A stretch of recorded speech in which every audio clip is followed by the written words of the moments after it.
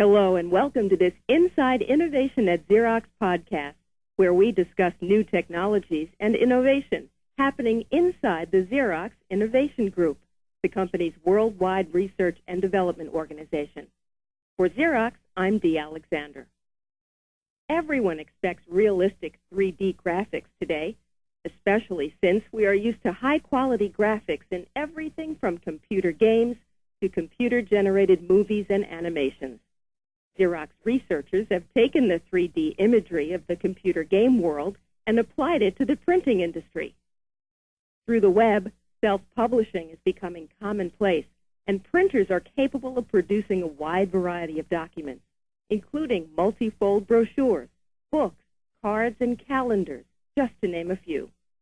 In this podcast, Xerox researcher Rob Rolleston will show us just how this technology allows users to visualize exactly what the finished document will look like before it's printed. We can show very simple page turnings. You can put the pages together as a very simple binding that you have in a glue binding.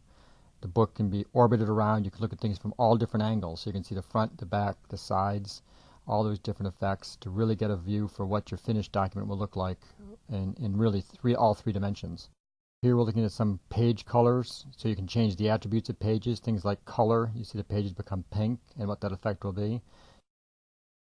You can also look at different paper types. On the page on the right that just flipped, there's a stipple type texture to it, so you can see the effects of different textures on your pages.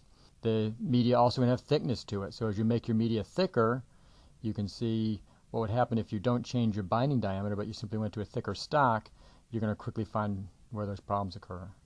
Gloss is a very interesting thing that you really only see when you move a document. So here as the page turns back and forth, you can see the effect of having that nice, heavy, glossy stock cover. But without being able to move it and orbit it around, you really don't have that effect. Tabs. You can put different banks of tabs with different colored tabs, see where those tabs lay out. Folding at different angles and sizes. A Z-fold versus a tri-fold could be very confusing for somebody that's new to this industry or that doesn't know what to order, doesn't know the difference between them. Here they can really see that folding in action, so they can see what's on the front, the back. Another example is a gatefold. Here you've got information on the front and back of the page, which when folded, some from the back comes to the front. The information that's on the two sides, if it was the back, actually becomes the front.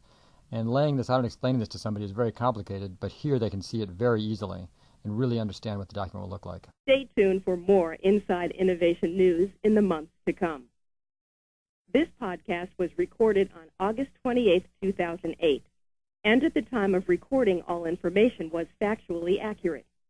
Because this will reside on the Internet for a period of time, Xerox assumes no duty to update the podcast to reflect new information. Listeners should visit www.xerox.com/newsroom for up-to-date factual information.